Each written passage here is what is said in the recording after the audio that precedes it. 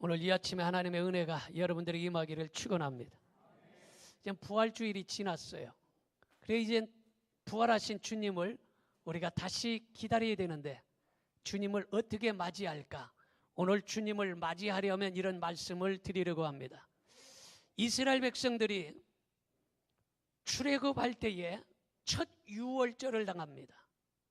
그래서 이 유월절에 음식을 먹을 때에 허리에 띠를 띠고 그리고 발에는 신발을 신고 급하게 음식을 먹어라 이렇게 이야기를 하고 있습니다. 왜냐?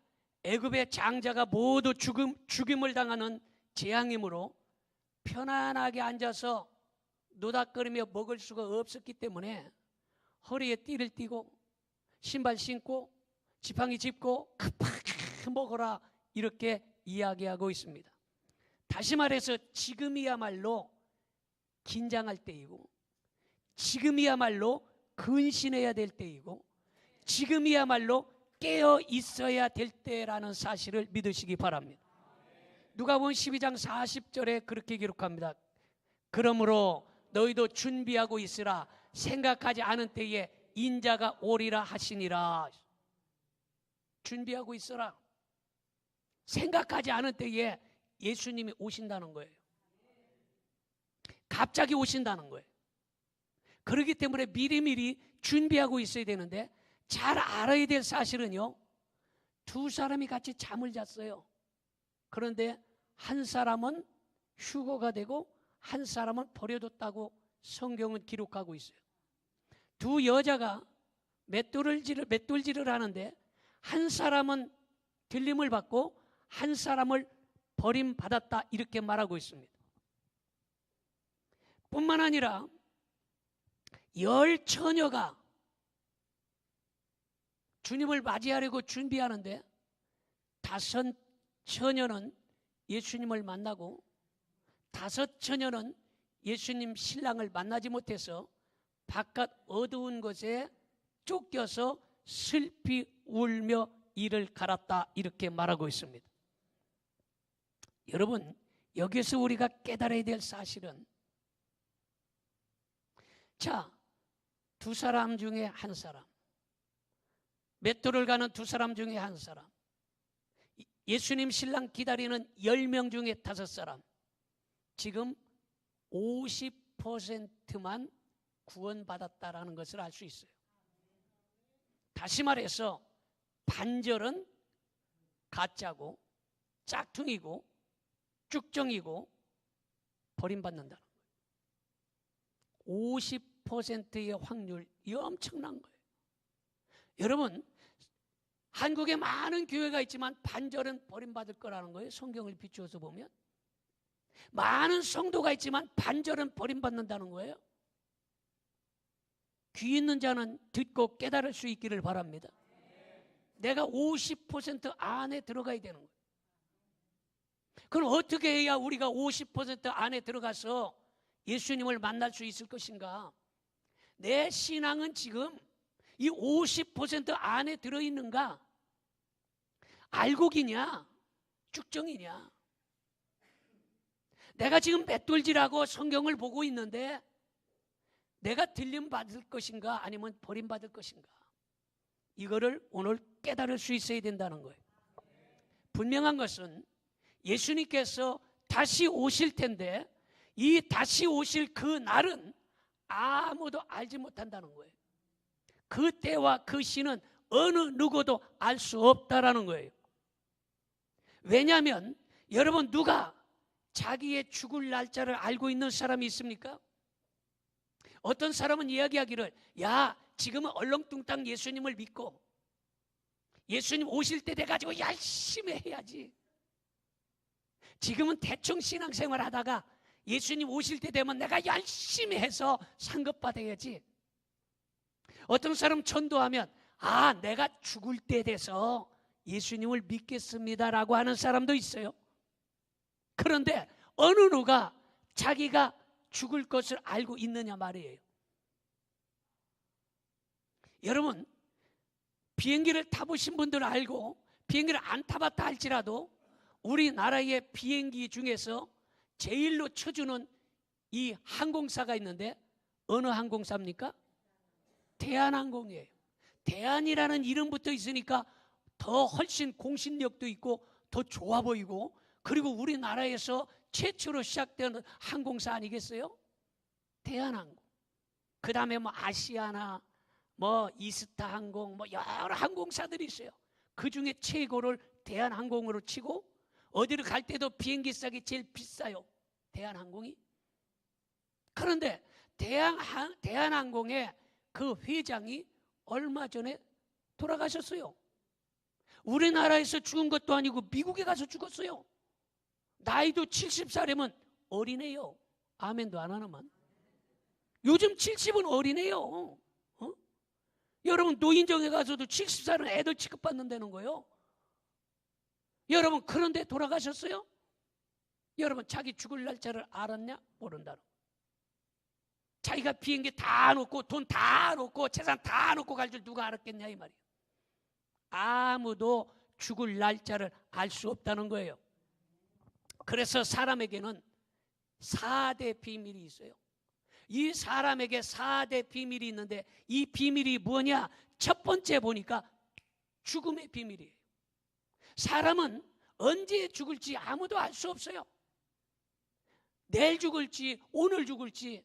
어떤 사람은 목욕하다가 심장마비 걸려서 죽기도 하고, 목욕탕에서 나오다가 찔떡 미끄러져 뇌진창으로 죽기도 하고, 교통사고로 죽기도 하고, 결혼식에 참여하러 갔다가 죽기도 하고, 장례식에 갔다 오다가 동네 사람들이 여러 명씩 사고로 죽기도 하고, 아무도 죽을 날짜를 알지 못하는, 이게 죽음의 비밀이에요. 그 다음에 환난의 비밀이 있어요. 그래서 다른 사람의 환난을 당하고 어려운 일을 당한 것을, 우리는 그 사람들이 환난과 어려움을 당했을 때에 그 사람을 위로하고 힘을 북돋아주고 손을 잡아줄 수 있어야 되는 거예요. 내가 환난을 당하지 아니했다고 해서 여러분 다른 사람의 환난 당한 것을 우리가 손가락질하고 무시해서도 안 된다는 거예요. 왜냐하면 그 환난을 당할 이것을 비밀로 붙여놨어요. 그래서 언제 질병이 찾아올지, 언제 교통사고가 나서 문제가 생길지. 이번에 뭐 진주에 그 미친 사람이 4층에다 자기 집에 불 질러 놓고 2층에서 칼 갖고 기다리다가 내려오는 사람 다 찔러 죽였는데, 여러분 초등학생도 있고 여고생도 있고 우리가 잘 뉴스를 통해서 알지 않습니까?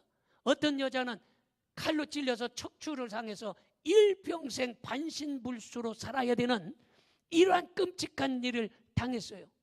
여러분 언제 어느 때에 어떠한 일이 찾아올지 아무도 모르는 거예요. 이게 환난의 비밀이에요. 환난의 비밀을 아는 사람이 없어요. 뿐만 아니라 장래의 비밀도 알 수 없어요. 우리가 앞으로 어떻게 될 것인가, 성공할 것인가, 실패할 것인가, 잘 될 것인가, 안 될 것인가, 건강하게 살다가 장수할 것인가 아니면 단명할 것인가, 장래 일도 아무도 알 수 없다라는 거예요. 비밀이에요. 비밀. 자, 3가지의 비밀을 말씀드렸고, 이제 4번째의 비밀은 뭐냐? 이 4번째의 비밀은 종말의 비밀이에요. 종말은 뭐냐? 예수님께서 오실 때가 종말이에요. 예수님의 재림의 비밀이에요. 예수님은 언제 오실지 아무도 알 수 없는 거예요. 천사라 할지라도 알 수 없어요. 아무리 기도 많이 하고 신령한 주의 종이라 할지라도 알지 못해요. 그런데 이걸로 인해서 이단들이 생겨난다는 거예요. 신천지도 그렇고 이단들은 대부분의 이 종말을 가지고 들고 나옵니다. 그 세상이 망한다는 거예요.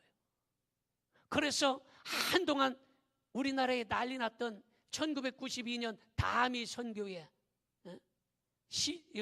1992년 뭐 10월 28일인가 뭐 이제 예수님 오신다고 난리 나서 텔레비 뉴스까지 나오고, 여러분 길거리고 역전이고 어디고 그냥 다 뭐 예수님 재림 뭐 난리 났지 않습니까? 뉴스까지 해서 중계방송까지 했어요. 다 예수님 오신다고 펄펄 뛰고 울고불고 난리 났어요. 교인들이 거기에 다 빠져들어가고 목사님들이 다 빠져들어가고, 그래서 완전히 나라가 담이 열풍으로 휩싸였어요. 예수님 오시지 않았어요. 나는 그때도 분명하게 성도들에게 얘기했고, 목사님들이 빠졌을 때에 절대로 오시지 않는다고 얘기했어요. 가르쳐 줬는데도 불구하고 많이 빠졌어요.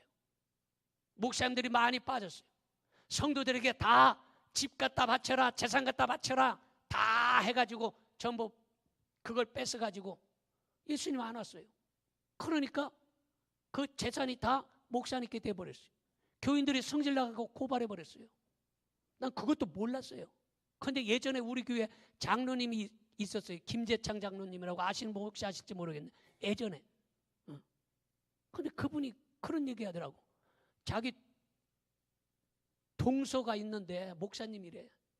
그 목사님이 요쪽 천년 부패인가 천년 웨딩홀인가 그 근방에서 목회를 하시는데 상종을 안 한다는 거예요. 왜 그러냐 그랬더니 담이 선교에 댕기면서 성도들 전부 재산 다 뺏어가지고 예수님 안 오니까 그 홀라당 다 가지니까 성도들이 고발해가지고 감옥에 가가지고 4년인가 5년인가 살다가 나와갖고 그 돈 가지고서 거의 천년 웨딩 뷔페 옆에 길 옆에다 교회를 사가지고 거기서 교회 한다는 거예요. 대한예수교 장로회 교회요. 내가 이름은 명예훼손 때문에 내가 얘기를 안 해. 아무도 몰라. 그 사람이 유명하게 신문도 내고 유명한 사람들하고 같이 돌아다녀. 사람들이 모르고 거기에 빠져서 댕기는 거예요. 여러분, 지금 정신을 차릴 때예요. 정신 차리지 아니하면 한순간에 그런 데 빠져버리는 거예요. 이단에 빠지는 거예요. 그리고 어느 교회가 진짜인지 어느 목사님이 진짜인지 알 수가 없어요. 가서 목사님 졸업장 보자고 할 수 있어요? 못하잖아요. 목사님 어디 학교 나왔는지 알 수 있어요? 모르잖아요. 그러니까 다 잘못된 곳에 빠져가지고 거기가 진짜인 줄 알고 쫓아다니다 보면 그 말씀을 독초를 먹고 잘못 먹게 된다 이 말이에요. 깨달을 분은 깨달을 수 있기를 바랍니다. 예수님은 언제 오실지 아무도 모르는 거예요. 꼭 기억하시기 바랍니다. 또 얼마 안 있어서 그런 이단들이 나올 거예요. 그럼 또 거기에 또 정신 팔려서 쫓아다니는 인생들이 생겨난다 이 말이에요. 그러나 우리 성도들은 분명하게 확실하게 신학적으로 말씀적으로 배웠기 때문에 흔들리는 성도 한 사람도 없을 줄로 믿습니다. 할렐루야. 여러분, 왜 그러면 이런 4대 비밀을 인생들에게 주셨느냐? 왜 죽음의 비밀을 알게 해주시고 예수님 오실 거 미리 알고 환난을 당할까 다 알려주면 얼마나 좋겠어. 아이고 내일 모레 교통사고 나니까 오늘 집에서 나가지 말아야지. 얼마나 좋아. 알려주면 내가 10년 있다 죽는다 알려주면 10년 후에 몇 월 며칠 날 죽는다는 거 알려주면 미리 준비하니까 얼마나 좋겠어요. 그런데 이 4가지의 비밀을 알려주시지 않은 거예요. 왜 그러냐? 준비하면서 살아라 이런 말이에요. 미리미리 준비하라 이런 거예요. 죽음도 준비하고 환난도 준비하고 예수님 오실 재림도 미리미리 준비하고 살아라 해서 비밀로 해주신 거예요. 그러나 분명한 것은 우리 주님 다시 오신다는 사실을 믿어지시면 아멘 합시다. 그래서 믿음의 긴장이 풀리지 말아야 되는 거예요. 믿음의 허리띠를 굳게 매시기 바랍니다. 그래서 찬송 175장에 보면 신랑 되신 예수께서 다시 오실 때 밝은 등불 들고 나갈 준비됐느냐? 주님 오실 때에 등불 들고 나갈 준비됐느냐? 예비하고 예비하라. 할렐루야. 주님 반드시 다시 오시는데 아무도 알지 못해 그 날짜는. 그러나 우리는 허리에 띠를 띠고 긴장하고 근신하고 깨어서 준비할 수 있기를 축원합니다. 첫 번째는 주님을 맞이하려면 깨어서 준비해야 된다라는 거예요. 마태복음 25장 5절을 보겠습니다. 신랑이 더디 오므로 다 졸며 잘세. 예수님이 오신다 이거 더디 오신다 이 말이에요.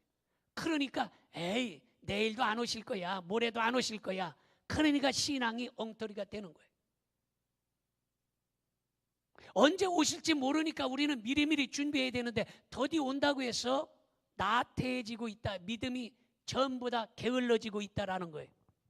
여러분, 분명한 것은 사람이 자는 것과 조는 것은 틀립니다.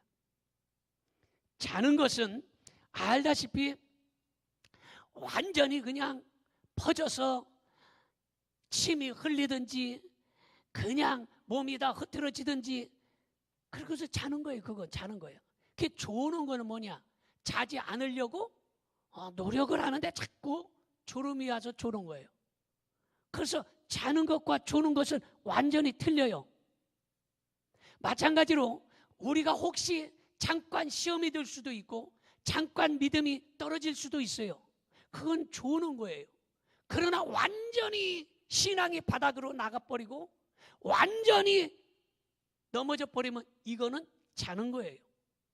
그러니까 여러분, 좋을 수는 있어도 자서는 안 된다라는 거예요. 믿으십니까? 우리 신앙이 좋을 수는 있어요. 그러나 자서는 안 된다는 거예요. 여러분, 조는 것만 봐도요, 그 사람의 믿음을 알 수 있어요. 보면은 조는 것도요, 믿음 있는 사람은요 벌써 조는 게 달라요. 졸더라도 아멘, 아멘, 아멘 이렇게 졸아요. 벌써 믿음이 있어요.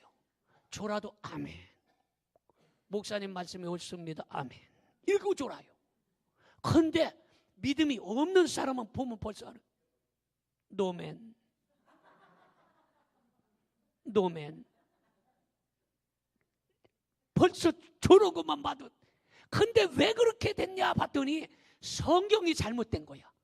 오메 큰일 날 소리 오네 목사님. 성경이, 예전 성경을 보면은요, 그래서 예전의 성도들의 신앙이 좋은 거야. 예전의 성경을 보면 예전 성경은 전부 다 아래 위로 읽어야 돼요. 태초에 천지를 하나님이 창조하시니라, 아멘, 아멘 이렇게 읽어요. 다 이렇게고. 근데 요새는 새로 나온 성경은요 옆으로 읽어요. 노멘, 노멘, 못 믿겠어요. 이래서 믿음이 요즘은 다 떨어져 버린 거야. 그래서 나는 성경은 다시 만들어야 된다고 생각해. 이렇게 세로로. 아멘도 안 하는만. 여러분들의 신앙이 긍정적인 신앙이 되길 바라고, 아멘의 신앙이 되기를 주님의 이름으로 축원합니다. 축원합니다. 여러분, 여기에서 보면 지혜로운 다섯 처녀는 깜빡깜빡 졸기는 했지만 완전히 퍼져서 자진 않았어요. 그러나 미련한 다섯 처녀는 아주 마음 놓고 잠을 잤다라는 거예요. 그러므로 교회도 영적인 잠꾸러기가 있는데 영적인 잠꾸러기가 돼서는 안 된다는 거예요. 졸 수는 있어요. 그러나 영적인 잠꾸러기는 되지 말아야 돼. 왜냐? 요나서 1장 6절을 봅니다. 선장이 그에게 가서 이르되 자는 자여 어찌미냐? 일어나서 내 하나님께 구하라. 혹시 하나님이 우리를 생각하사 망하지 아니하게 하시리라 하니라. 자는 자여 어찌미냐? 왜 자냐? 왜 자고 있냐? 이러는 거예요. 조는 자여 어찌미냐? 이렇게 하지 않았어요. 자는 자여 어찌미냐? 왜 신앙이 잠들었냐? 왜 지금 자빠져 자냐? 일어나야 되는데 지금 이렇게 선장이 얘기하는데, 선장은 예수님 믿는 사람이 아니에요. 선장은 불신자예요. 이방인이에요. 이방인도 하나님께 기도하면 응답 주실 걸 아는 거예요. 그러므로 오늘 이 시간에 좋을지언정 자지는 말기를 바랍니다. 믿어집니까? 오늘 깨어나기를 주님의 이름으로 축원합니다. 여러분, 요나는 말씀에 불순종하고 배를 타고 도망가다가 풍랑을 만나서 배에 탄 모든 사람들이 어려운 중에 기도하는데 요나는 배 밑창에서 굴굴 잠만 자고 있었습니다. 여러분, 혹시 여러분의 가정에 풍랑이 있지 않은가? 물질의 풍랑, 문제의 풍랑, 환난의 풍랑이 혹시 있지 않은가? 이런 풍랑이 있을 때 어떻게 해야 되는가? 성경은 가르치기를 기도하라는 거예요. 기도하라는 거예요. 믿지 않는 사람마저도 기도하는 걸 알고 있는 거예요. 그러므로 혹시 여러분의 가정에 어떤 풍랑이 있다 생각하면 오늘 깨어서 기도할 수 있기를 축원합니다. 누가복음 12장 37절을 보겠습니다. 주인이 와서 깨어있는 것을 보면 그 종들은 복이 있으리로다 이랬어요. 깨어있는 것을 보면 복이 있다 그랬어요. 오늘 여러분들은 깨어서 복 있는 자가 되기를 축원합니다. 두 번째로 주님을 맞이하려면 허리에 띠를 띠고 있어야 된다라는 거예요. 허리에 띠를 띠어라. 여러분, 허리에 띠를 띠는 건 뭡니까? 베드로전서 1장 13절에 보니까 그렇게 됐어요. 같이 봅니다. 그러므로 너의 마음의 허리를 동이고, 허리를 동이다, 허리띠를 매라, 이런 말이에요. 어떤 사람은 잠에서 깼는데 벌떡 일어나지 않고 그날 그냥 뒹굴뒹굴 이불 속에서 뒹굴거리다가 일어나지 않는 사람도 있어요. 허리에 띠를 띠라는 말은 신앙의 잠에서 깨어났으면 뒹굴거리지 말고 벌떡 일어나서 행동하라는 것입니다. 그러면 우리는 어떤 띠를 띠어야 됩니까? 먼저 근신의 띠를 띠어야 돼요. 근신의 허리띠를 띠어야 되는데, 이 근신의 허리띠는 뭡니까? 이것은 말이나 행동을 조심하고 마음을 조심하고 방심하지 말아라, 이런 말이에요. 근신하라, 이 말은 말이나 행동을 조심해야 된다라는 거예요. 그래서 근신의 허리띠를 매야 돼. 우리 옆에 사람의 근신의 허리띠를 맵시다. 근신의 허리띠를 매야 되는데, 이 근신의 허리띠가 뭐라고 그랬어요? 말이나 행동을 조심해야 된다. 우리가 말을 할 때도 조심해야 되고 행동할 때도 조심해야 된다는 거예요. 근신의 허리띠를 매시기를 축원합니다. 그 다음에 진리의 허리띠를 매야 되는 거예요. 이 진리의 허리띠는 뭡니까? 에베소 6장 14절에 그렇게 말해요. 그런즉 서서 진리로 너희 허리띠를 띠고 진리의 허리띠를 띠어라, 이렇게 말하고 있어요. 여러분, 진리라는 말은 무슨 말입니까? 진실하라, 이런 말이에요. 그래서 예수님께서도 말씀하실 때 진실로 진실로 내가 내게 이르노니, 이렇게 말해요. 진실하라. 예수님은 외식과 거짓을 미워하시는 거예요. 여러분, 지금 뭐 몇 달 동안 승리의 버닝썬 클럽에 대해서 뭐 뉴스만 틀면 안 나올 데가 없이 계속 나와요. 승리의 버닝썬 클럽에 거기에 연결 내가지고 그것 때문에 뭐 마약의 문제라든가 여러 가지 문제들이 나오는데, 이 승리도 나와서 진실하게 내가 다 말씀드리고 내가 다 하겠습니다 했는데 거짓말 때문에 지금 난리로 곤욕을 치르고 있고, 또 박유천 꽃길이 뭐 여기 계양구에 어디 있다고 그래요? 벚꽃길이? 가보지는 않았는데 있어요? 그거 지금 없애라고 난리 났대요, 계양구에서. 그럼 왜냐? 전에 박유천이가 예전에 난리 한번 났었어요. 그런데 이번에도 뭐 애경그룹의 손녀딸 황하나하고 뭐 이렇게 색인이 어쩌니 해가지고 유명하고, 원래부터 박유천이가 유명한 이런 뭐 가수인지 배우인지 뭐 아주 유명한 사람이에요. 그런데 전에 문제가 생겨서 지금 자숙하고 있고, 그래도 팬들이 다 버리지 않고, 그래도 소속사가 버리지 않았대요. 근데 이번에는요, 나는 절대로 마약을 한 적이 없습니다. 마약 근처에도 안 갔습니다. 생각도 안 했습니다. 거짓말했기 때문에 완전히 퇴출을 당한다는 거예요. 차라리 그냥 했으면 죄송합니다, 잘못했습니다, 제가 마약 너무 심신이 고달프고 힘들어서 그냥 손 잘못됐습니다, 이렇게 아마 죽을 죄를 졌다고 하면 다 돌아서지는 않을 거예요. 그런데 거짓말했기 때문에 완전히 다 돌아서고 퇴출된다는 거예요. 다시 말해서 무슨 말입니까? 여러분, 무슨 일이든지 진실해야 된다는 거예요. 그래서 예수님께서는 외식과 거짓을 미워하시는 거예요.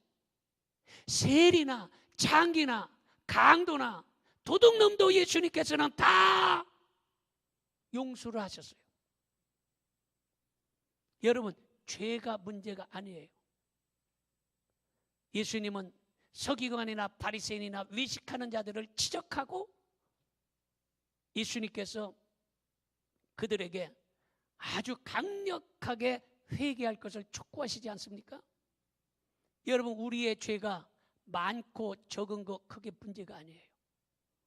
우리 주님 앞에 나와서 진실하게 용서를 구하고 진실하게 믿으면 우리의 모든 죄를 다 사함 받는다는 사실을 믿으시기를 바랍니다.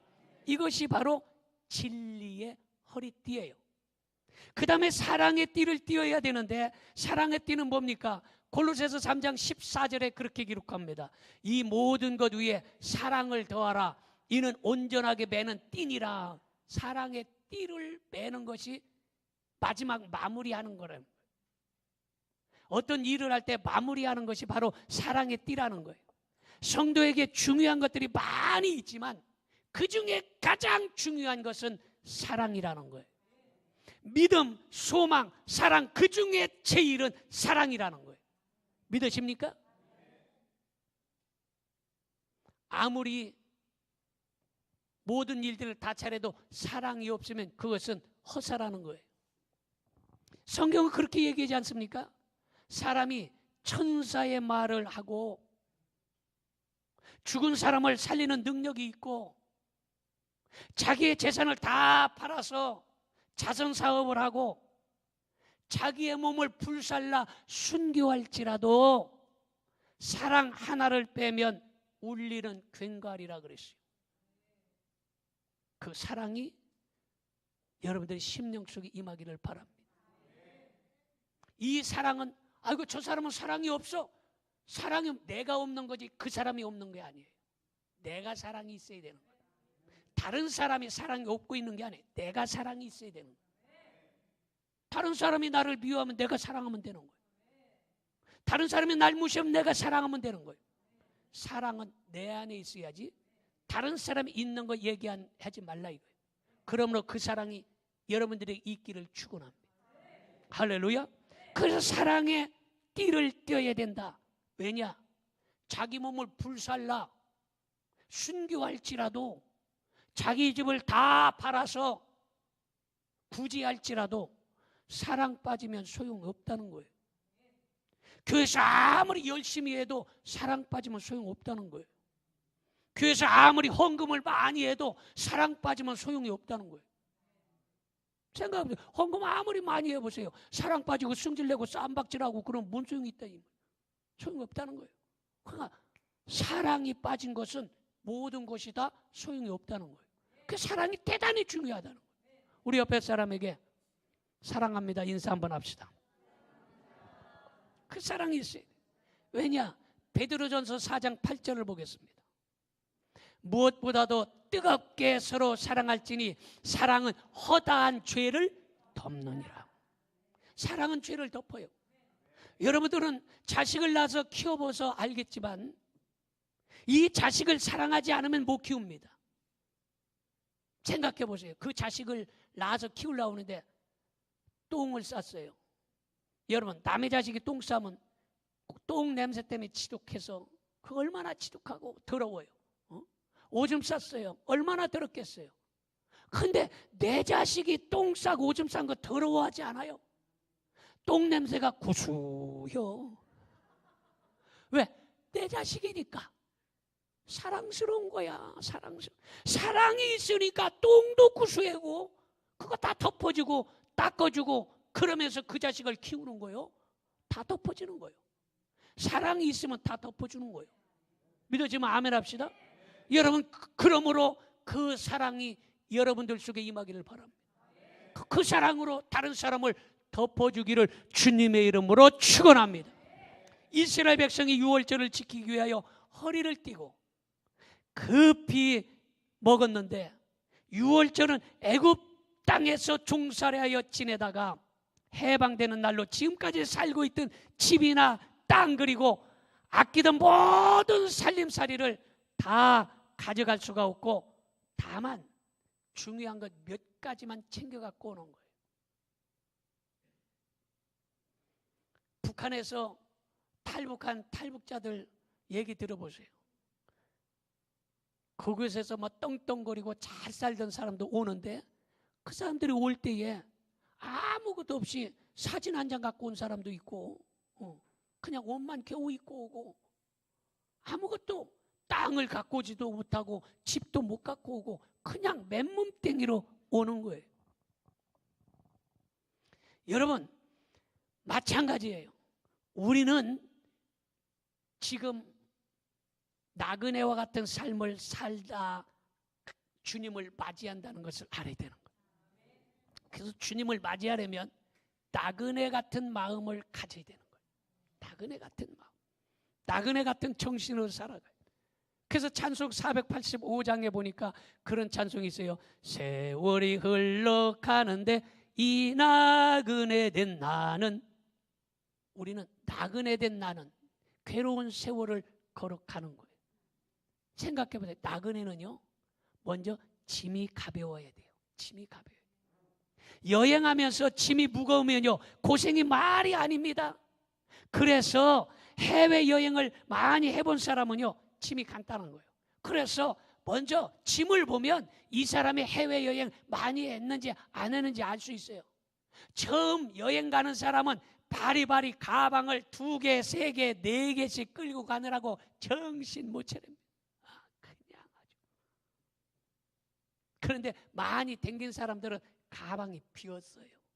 빈 가방을 갖고 가는 거예요. 빈 가방을 갖고 갔다가 돌아올 때 거기다 채워 갖고 오는 거예요. 내가 좋은 걸 알려주는데도 아멘도 안 하나 많네. 그렇잖아요, 외국 갈 때. 근데 처음 가본 사람은 가방을 꽉꽉 채워 갖고 그냥 죽기 살기로 끌고 댕기느라고 그런데 많이 댕겨본 사람은 짐이 가벼운 거예요. 그래서 가방을 반절도 못 채우고 가서 올 때는 채워 갖고 오는 거예요. 이게 여행을 하는 사람의 나그네예요. 바로 천국을 향하여 가는 나그네도 우리는 짐을 가볍게 해야 된다는 거예요. 짐을 가볍게 가면 우리 주님께서 우리의 짐을 채워주시는 걸 믿으시기 바랍니다. 또 나그네는요 집이 그립습니다. 생각해 보세요. 아무리 좋은 호텔을 가서 5성급 호텔에서 자고 아무리 좋은 관광지에 가서 구경을 하고 아무리 좋은 데 가서 여러분 구경하고 다니지만 집 떠난 지 이틀 3일만 되면 벌써 집이 그리운 거예요. 그래서 온통 집 생각밖에 없어요. 그래서 시간마다 집으로 전화하는 거예요. 카톡 보내고 잘 있냐? 문단속은 잘하냐? 밥은 잘 먹냐? 몸은 건강하냐? 여러분 그래서 여행을 아무리 좋아도 고생이에요. 집이 그래도 제일 편해서 얼른 집에 가서 그냥 두 발 뻗고 푹 자고 쉬고 싶은 생각이 간절한 거예요. 이게 바로 나그네라는 거예요. 또 나그네는요 잠깐이에요. 생각해 보세요. 여행지가 아무리 좋아도 잠깐이에요. 여행지가 아무리 힘들어도 잠깐이에요. 여행지에서 계속 떠돌아다니면서 뭐 몇 년씩 사는 사람 없습니다. 그리고 여행이 잠깐이라서 이제 며칠만 자면 집에 가지 않습니까? 그러면 집에 가는 전날 밤은요 얼른 집에 가고 싶어가지고 여행 가보신 분 알겠지만 그 전날 미리 다 가방을 쌓아놓습니다. 다. 왜? 빨리 집에 가려고. 그렇잖아요. 미리 다 가방을 챙겨놓는 거예요. 빨리 집에 가고 싶은 거예요. 그리고 비행기를 타고 공항에 딱 와보면은요 천천히 와도 되잖아. 그런데 그냥 빨리 와가지고 왜? 얼른 집에 오고 싶은 마음이에요. 이게 바로 나그네의 심정이라는 거예요. 여러분 알아야 될 사실은 우리는 나그네 인생이라는 걸 알아야 돼요. 따라서 우리는 나그네 인생입니다. 그래서 여러분, 성공도 잠깐이고 실패도 잠깐이에요. 그거 성공도 실패도 길게 간다면 얼마나 좋겠어요. 근데 그것도 잠깐이라는 거예요. 예쁜 것도 잠깐이고 미운 것도 잠깐이에요. 여러분, 탤런트나 영화 배우들 보세요. 얼마나 잘났어요. 그런데 나이 든 영화 배우 여러분 보세요. 여러분이 젊었을 때는 내가 보니까 한 인물 하신 분들 많아요. 내가 보니까. 근데 그 예쁜 것도 잠깐 지나가는 거예요. 젊음도 잠깐 지나가는 거예요. 여러분, 세월이 유수같이 흘러서 벌써 머리는 서리가 내려서 허옇게 되고 이제 곧 고향을 떠날 날이 다가온다는 거예요. 그게 잠깐이라는 거예요. 그런 사실을 알고 사는 것이 믿음의 사람인 걸 믿으시기 바랍니다. 우리는 나그네예요. 그 나그네라는 것을 잊어버리고 살기 때문에 이 세상에서 영원히 사는 걸로 생각하니까 문제가 있는 거예요. 권력을 한번 잡으면 그거 안 놓고 끝까지 권력을 잡으려다 문제가 생기지 않습니까? 대통령이 돼도 잠깐 내려오는 거예요. 국회의원이 돼도 잠깐 내려오는 거예요. 장관이 돼도 잠깐 내려오는 거예요. 돈이 많아도 잠깐 두고 가는 거예요. 그거를 깨닫는 사람이 주님 맞이할 사람이고, 그걸 깨닫는 사람이 믿음의 사람이라는 사실을 믿으시기를 축원합니다. 마지막 말씀을 드립니다. 세 번째는 주님을 맞이하려면 등불을 켜고 있어야 된다라는 거예요. 누가복음 12장 35절을 보겠습니다. 허리에 띠를 띠고 등불을 켜고 서 있으라. 예수님을 맞이하려면 불을 켜고 있어야 돼. 그러면 이 불을 켜려면 어떻게 해야 되느냐? 예전에는 불을 켜려면 그 이스라엘도 그렇고 우리나라도 그렇고 불을 켜려면요 기름에다가 심지를 만들어서 불을 킨 거예요. 그런데 예전에 우리 어렸을 때 보면 등잔이 나왔대. 등잔 다음에 호야등이 나오고 뭐 이러잖아요. 근데 이 등잔도요 불을 켜고 있어야 되는데 이 불을 켜고 있어요. 근데 이 불을 켤 때 조심해야 될 사실은 뭐냐? 끓음이 올라오고 끓음. 심지가 높아지면 끓음이 나와요. 심지가. 그래서 심지가 높아지면 그거를 가위로 잘라줘야 돼. 딴 데 같으면 이때 아멘 합니다. 심지를 잘라줘야 돼. 심지가 올라가 있으면 끓음이 나와서 자고 나면 그 다음날 콧구멍이 시커먼. 심지가 올라와 있기 때문에. 이건 뭐냐? 우리가 믿음의 등불을 켜되 교만의 심지가 올라가서는 안 된다는 거예요. 믿으십니까? 교만의 심지가 올라가지 말고 그걸 잘라야 돼. 그래야 끓음이 나오지 않은 거예요. 믿으십니까? 여러분, 말씀의 심지가 올라가서는 안 된다는 거예요.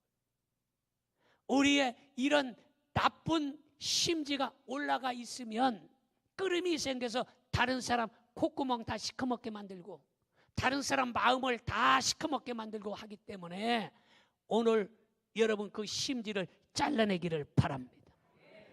할렐루야. 그런데 여러분 그 심지가 또 너무 내려가 있으면 심지가 올라가는 것도 문제지만 심지가 내려가 있으면 불이 깐당깐당 하다가 조그만 불에도 홀라당 꺼져버리는 거예요. 이건 뭐냐? 여러분 실망과 낙심으로 심지가 내려가도 안 된다는 거예요. 믿으십니까? 그래서 시편 119편 105절을 보겠습니다. 주의 말씀은 내 발의 등이요 내 길의 빛이니이다. 오늘 이 말씀이 여러분의 심령 속에 새겨지기를 바랍니다. 마지막 시대에는 말씀에 굳게 서서 진리의 등불을 켜고 살 수 있기를 주님의 이름으로 축원합니다. 기도합니다.